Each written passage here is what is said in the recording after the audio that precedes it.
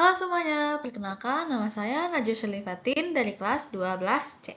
Jadi hari ini saya ingin menjelaskan tentang eksperimen induksi Faraday lewat PET. Tapi sebelum itu saya ingin menjelaskan landasan teorinya terlebih dahulu mengenai induksi Faraday supaya kalian paham nih induksi Faraday itu apa sih. Jadi kalian jangan skip ya, kalian harus nonton sampai habis. Jadi di sini saya ingin menjelaskan landasan teorinya.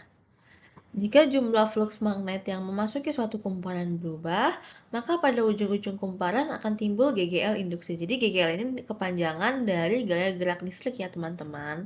Besarnya GGL induksi ini bergantung pada laju perubahan flux magnet dan banyaknya lilitan kumparan.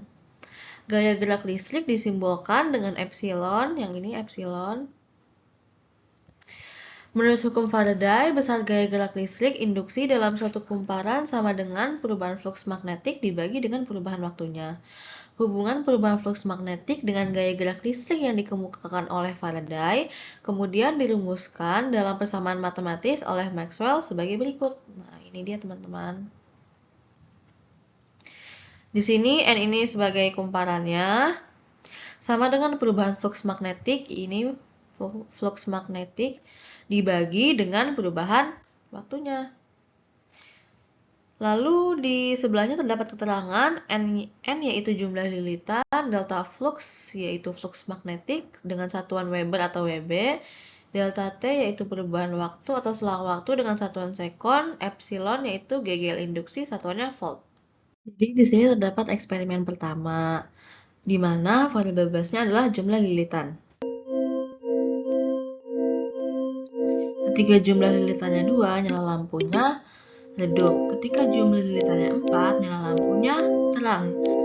Lebih terang daripada jumlah lilitannya 2, sehingga semakin banyak jumlah lilitan, semakin terang nyala lampunya. Teman-teman, di eksperimen kedua ini, variabel bebasnya adalah kecepatan gerak. Kecepatan gerak di sini dibagi menjadi 3, yang pertama itu lambat, yang kedua sedang, dan yang ketiga sangat cepat. Ketika kecepatan geraknya lambat, menghasilkan nyala lampu yang redup, lalu galvanometernya bergerak sedikit. Ketika kecepatan geraknya sedang, menghasilkan nyala lampu yang lebih terang daripada yang sebelumnya, lalu galvanometernya bergerak sedang. Lalu ketika kecepatan geraknya sangat cepat, menghasilkan nyala lampu yang lebih terang, lalu galvanometernya bergerak sampai full. Yang ketiga ini, variabel bebasnya adalah kutub magnet. Yang pertama, ketika kutub magnetnya itu arah ke utara, ketika didekatkan pada kumparan, maka galvanometernya itu mengarah ke negatif, lalu ketika dijauhkan pada kumparan, galvanometernya mengarah ke positif. Lalu ketika kutub magnetnya ini selatan, ketika didekatkan pada kumparan, galvanometernya ini positif, lalu ketika dijauhkan pada kumparan, galvanometernya ini ke arah negatif.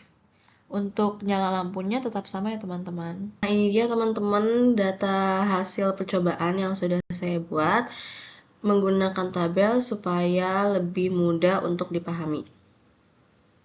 Jadi pada kesimpulan percobaan kali ini, semakin banyak jumlah lilitan maka semakin terang nyala lampu. Nyala lampu berbanding lurus dengan jumlah lilitan. Lalu yang kedua, semakin cepat gerak magnet, maka semakin terang nyala lampu. Nyala lampu berbanding lurus dengan kecepatan gerak. Yang ketiga, kutub utara dan selatan memberi pengaruh yang sama terhadap nyala lampu.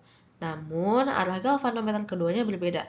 Pada kutub utara, jarum galvanometer arah negatif saat didekatkan kumparan. Sedangkan pada kutub selatan, arah jarum galvanometernya ke positif saat didekatkan pada kumparan. Yang keempat, GGL induksi dipengaruhi oleh jumlah lilitan kawat pada kumparan, kecepatan gerak, magnet, dan medan magnet. Terima kasih teman-teman yang sudah menyaksikan. Assalamualaikum warahmatullahi wabarakatuh.